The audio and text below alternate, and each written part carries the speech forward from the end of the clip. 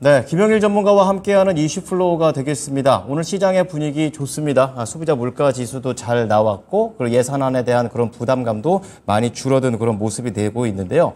자, 오늘 김영일 전문가와 이러한 부분들이 얼마만큼 시장의 그러니까 효과를 좀 더 계속 지속할 수 있을지 좀 알아보도록 하겠습니다.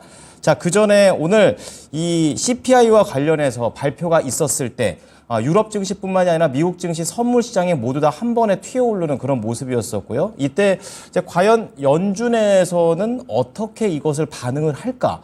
이게 가장 시장에서 궁금했을 겁니다. 자, 그래가지고 이 내용이 나왔을 때 세 분의 연준 위원들의 발언들을 모아봤는데요. 자, 우선 첫 번째는요. 자, 오스탄 골스비 시카고 연은 총재가 되겠습니다. 그러니까 연준에서는 비둘기파 위원이고 투표권이 있는 분으로 알려져 있는데요. 디트로이트 이코노믹 클럽에 참석을 해서 이번 CPI와 관련해서 꽤 좋아 보인다. 그리고 2% 개인 소비 지출, PC 인플레이션 목표에 도달할 때까지 아직 갈 길은 멀지만 긍정적이다. 이렇게 좀 얘기를 했습니다. 특히 세부적으로는 상품과 관련해서 디플레이션이 있었고 주택 부문도 둔화되면서 각 카테고리에서 분명한 진전이 있는 것처럼 보인다라고 평가를 했습니다. 그래서 100년 만에 가장 큰 인플레이션 하락을 볼 수 있을 것이다라고도 얘기를 하게 되면서 이번 인플레이션의 추가 진전의 열쇠는 바로 주택 시장이다라고 언급을 했습니다. 자, 그리고 다른 분도 좀 체크를 해보겠는데요. 뭐 대표적인 매파 위원이 되겠죠. 로레타 메스터 클리브랜드 연은 총재 의견도 좀 보도록 하겠습니다. 불평등한 인플레이션 부담이라는 주제로 한 연설에서 인플레이션이 2년 넘게 목표치인 2%를 웃돌았고 지금도 2%를 넘고 있다. 이렇게 얘기를 했습니다. 매파 위원이다 보니까 조금은 여기까지 들어봤을 때 좋지 않은 것 같지만 자, 그러나 우리는 인플레이션을 낮추는데 확실한 진전을 보이고 있다라고 연준의 이런 통화 정책에 대한 긍정적인 얘기를 내놨습니다. 그리고 연준이 인플레이션을 2%로 되돌리겠다고 하는 것과 관련해서는 의심할 여지가 없다라고 얘기를 하면서 그 일을 연준이 완수할 것이라고도 장담을 했습니다. 자, 마지막으로 토마스 마킨 리치몬드 연은 총재도 체크해 보겠습니다. 약간은 좀 매파적인 발언이 나오긴 했는데요. 이번 CPI와 관련해가지고 실질적인 진전이 있었다라고 얘기를 했고요. 그리고 인플레이션이 2%까지 이제 목표치까지 완만하게 내려오고 있다는 것에 대해서는 아직까지도 확신은 못한다라고 우려를 약간은 표명을 했습니다. 인플레이션에 대한 수치는 내려온 것에 대해서 인정은 하지만 상당 부분 수요 증가와 공급 부족에 힘입은 이 코로나 시대 때의 가격 급등을 부분적으로 지금 뒤집은 것이다라고 얘기를 했습니다. 좋게는 나왔지만 조금은 더 봐야 된다라고 얘기를 하는 거죠. 그리고 앞서 얘기가 나왔었던 주거비, 그리고 주거비 인플레이션은 역사적인 수준보다 여전히 높은 상태를 유지하고 있고 서비스 인플레이션도 여전히 경계가 좀 필요하다라고 얘기를 했습니다. 근데 전반적으로 이제 비둘기파적인 발언도 있었고 매파적인 발언도 있었는데 오늘 시장의 포인트는 이 부분을 충분히 비둘기적으로 봤다라는 그런 내용이 되겠죠. 자, 그래서 오늘의 이슈 바로 공개해 보도록 하겠습니다. 자, 물가 걱정은 이제 끝난 것인가? 이제 앞으로에 대한 CPI, 오늘 CPI에 관련해 좀 자세하게 뜯어보도록 하겠습니다. 김영일 전문가입니다. 안녕하십니까, 전문가님? 네, 반갑습니다. 김영일 전문가입니다. 네, 자, 두 가지도 오늘 좀 짧고 굵게도 보도록 하겠는데요. 우선 플로우 좀 체크를 해보겠습니다. 어떻게 보면은 연말까지 악재가 될 수 있는 부분들이 이제 해소가 됐다라고도 좀 볼 수가 있겠는데요. 첫 번째는 이제 CPI 둔화의 연말에 이제 뭐 산타 랠리라든지 연초에 대한 연초 랠리 이런 기대감이 시장에서는 좀 높아지고 있는 그런 시점이라 이 부분 좀 체크를 해보고요. 두 번째는 변곡점 CPI 이제 투자 전략과 관련해서 알아보도록 하겠습니다. 시장의 가장 큰 우려가 바로 고금리 상황이 오래 지속되는 그런 상황일 것 같은데요. 그것과 아주 밀접한 관계가 있습니다. 자, 첫 번째 플로우부터 설명 부탁드리겠습니다.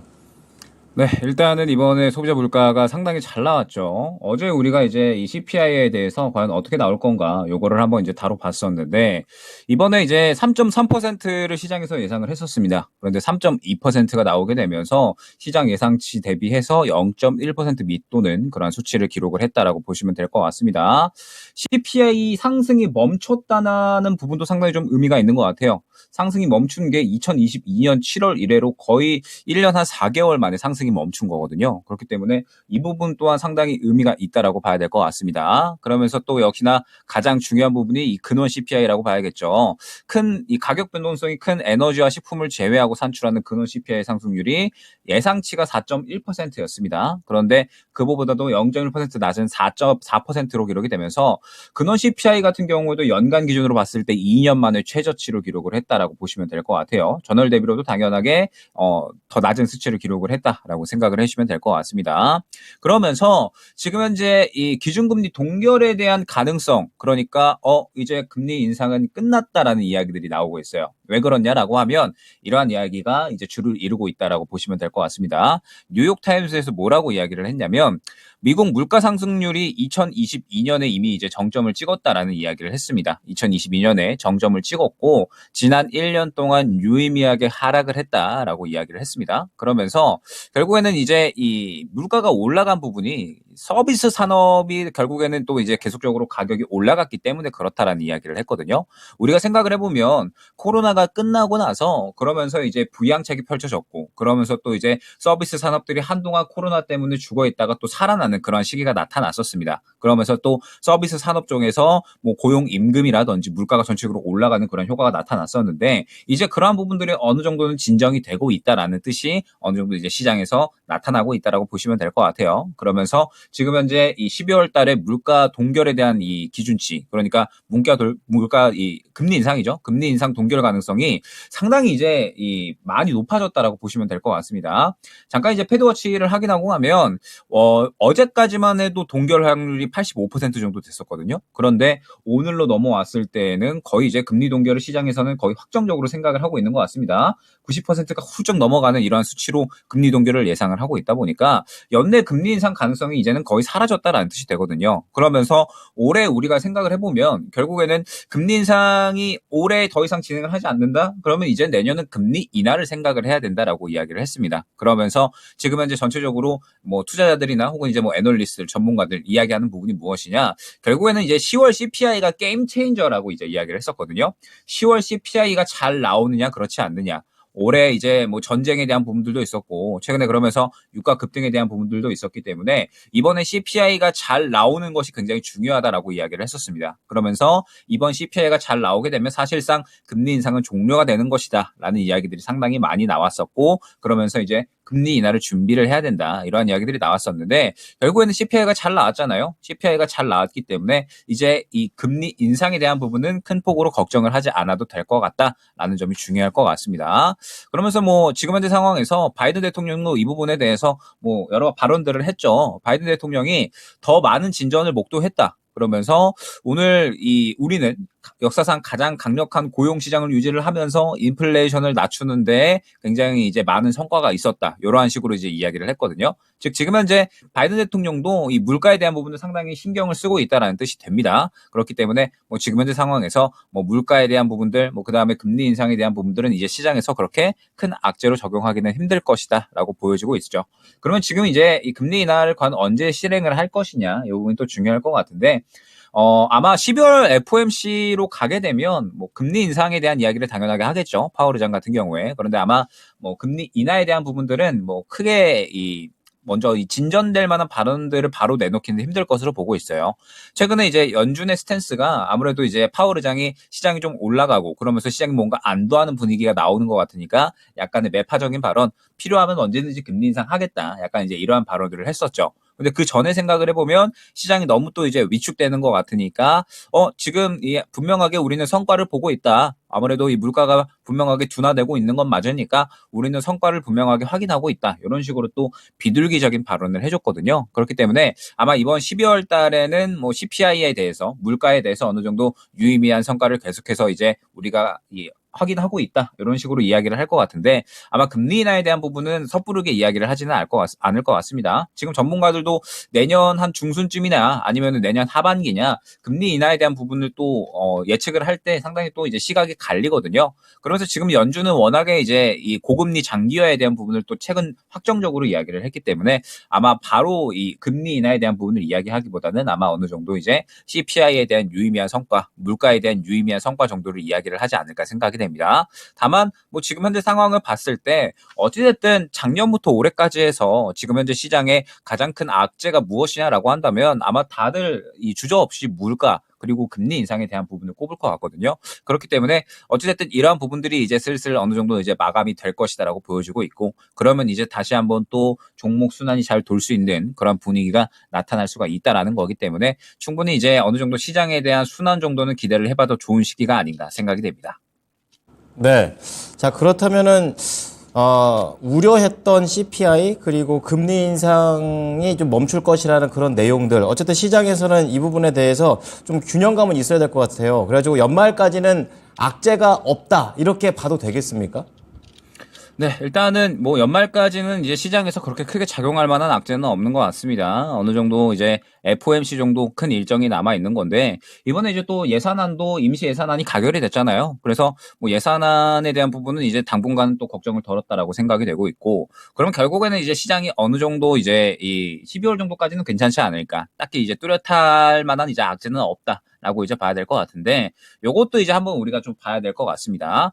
예전에 이제 리먼 브라더스 사태 이후에 결국에는 이제 시장이 어느 정도 이 금리 인상에 대한 부분이라든지 전체적인 부분이 일단락되고 나서 우리 시장은 약 한 10년 동안에 거의 이제 횡보장을 이제 겪었었거든요. 그러면 지금 현재 상황에서도 어느 정도 이제 제가 어제도 말씀을 드렸었지만 박스권 장세가 어느 정도 진행이 될 확률이 상당히 크다라고 말씀을 드렸었습니다. 왜 그렇냐라고 하면 결국 지금 현재 시장의 이제 분위기를 봤을 때 어느 정도 이제 어제 오늘 해가지고 이 반등이 좀 나와주고 있죠. 워낙에 과도 하락에 대한 부분, 그 다음에 지금 현재 이 CPI에 대한 기대감들 이러한 것들로 인해서 지금 상승이 나와주고 있는데 최근에 이제 시장 흐름을 보게 되면 공매도 금지에 대한 이슈가 나오면서 상승이 나왔을 때도 사실 코스닥 기준 850선을 강하게 뚫어내지를 못했습니다. 즉 지금 현재 이 코스닥 기준으로 봤을 때 이 구간에 상당히 강한 저항 라인이 형성이 되어 있다라고 봐야 될 것 같고 결국 이제 이 구간을 뚫어줄 수 있는 굉장히 좋은 이슈 혹은 무언가 주도주가 끌어가는 분위기 이러한 것들이 좀 어느 정도는 나와줘야 된다라고 생각을 하고 있거든요.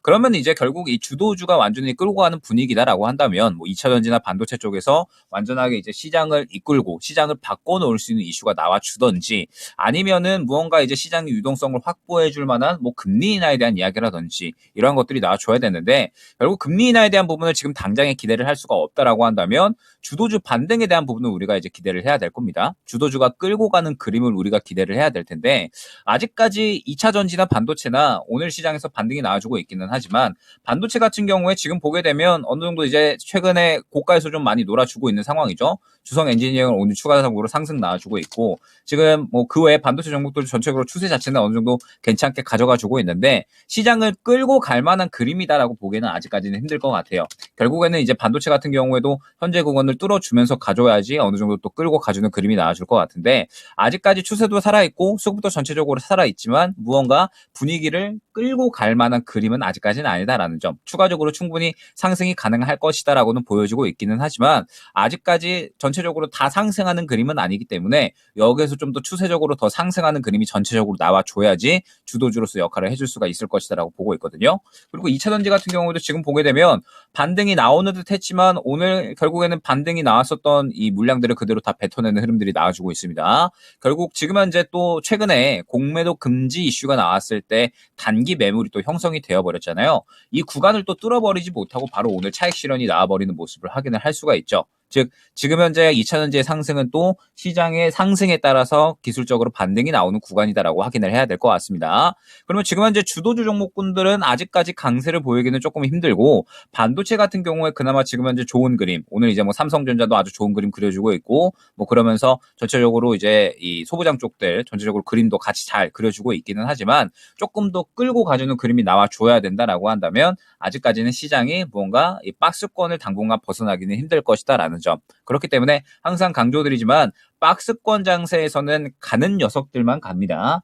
가는 녀석들만 가는 장세가 펼쳐진다라고 하면 또 항상 강조드리듯이 수급이 가장 중요하다라는 부분을 계속해서 저는 여러 번 말씀드리고 있죠. 결국 가는 녀석들은 수급을 동반하고서 올라가기 때문에 수급을 동반하는 종목들이 어떠한 종목이 있는지 12월 FOMC까지는 어느 정도 상세하게 살펴볼 필요성이 있을 것 같고 12월 달에 또 이제 파월 의장이 어떻게 발언을 하느냐 결국에는 또 이제 연준과 파월이 시장에 대해서 또 어떻게 발언을 하느냐에 따라서 또 추가적으로 돌파 시도를 해줄지 아니면 또 약간의 차익 실현이 나올지 그림이 나뉠 것이다라고 보고 있습니다. 그렇기 때문에 일단 12월 달 FOMC까지는 어느 정도 12월 중순쯤이죠. FOMC까지는 박스권 장세 이어진다라는 생각으로 수급주들 선별해서 잘 들어갈 필요성이 있을 것 같고 뭐 지금 반도체 같은 경우는 상당히 좋은 그림 그려주고 있는데 반도체 같은 경우에도 이제 수급이 또 어떤 종목으로 들어가는지 이런 그림들 한번 보시는 게 좋을 것 같고 그러면서 시장이 어찌됐든 추가적으로 반등이 나올 가능성이 높아졌잖아요. 12월 FOMC까지 추가적으로 악재가 없다라고 한다면 또 과연 어떤 종목들로 또 순환이 돌아줄지 어느 정도 시장이 분위기를 갖춰준다라고 했을 때 뭐 로봇이 돌아줄 수도 있는 거고 아니면 뭐 추가적으로 AI 쪽이 돌아줄 수도 있는 거고 지금 시장에서 또 순환이 돌 수 있는 종목군들이 늘어날 수가 있는 거거든요. 그렇기 때문에 수급이 또 어떠한 종목에 들어가는지 이런 부분들을 한번 보시면서 FOMC까지 12월 중순까지니까 이 구간까지 한번 전략 잘 꾸려가 보시면 좋을 것 같습니다. 네. 박스권 장세 속에서 그렇다면 포트폴리오 구성이 좀 궁금한데 말씀 들어봐서는 2차 전지보다는 반도체 그러니까 주도주 쪽에서는 비중을 좀 줄이고 개별주와 현금 비중을 좀 높여가지고 지금 FOMC 전까지 좀 쭉 이어가면 될까요? 지금 주도주 종목군에서 접근하는 거 아주 좋다라고 보고 있습니다. 지금 반도체가 여전히 추세도 살아있고 수급도 살아있어서 지금 이제 주도주 종목군들 중에서는 반도체 쪽에 조금 더 집중을 해주시는 게 좋을 것 같아요. 다만 말씀드렸듯이 지금 반도체가 다 같이 끌고 가는 그림이 아니라 이제 일부 종목들 선별적으로 움직이고 있는 그런 상황이다 보니까 이제 선별적으로 상승이 나올 수 있는 종목군들에 집중을 해서 주도주 종목군 중에서는 반도체 쪽에 한번 이제 포트 꾸려가 보시는 게 좋을 것 같고 그 다음에 그 외에는 이제 또 개별주가 되겠죠. 뭐 개별주다라고 한다면 지금 시장이 잠시간에 좀 추가적으로 반등이 나온다라고 했을 때 뭐 최근에 이제 시장에서 뭐 주목을 받았었던 뭐 로봇이라든지 아니면 뭐 AI라든지 아니면 뭐 물류 쪽이라든지 여러 가지 종목군들이 또 순환이 나올 수가 있으니까 개별주 쪽은 수급이 들어가는 쪽으로 그다음에 지금 이제 주도주 종목군들은 2차 전지보다는 반도체가 조금 더 수급도 강력하고 추세도 살아 있으니까 그쪽 위주로 한번 포트 꾸려가 보시면 좋을 것 같습니다. 네. 자, CPI 그리고 12월 FOMC 이전까지의 전략 구체적으로 잘 들어봤습니다. 감사합니다, 전문가님. 네, 감사합니다. 네, 이슈 플로우 김영일 전문가의 의견이었습니다.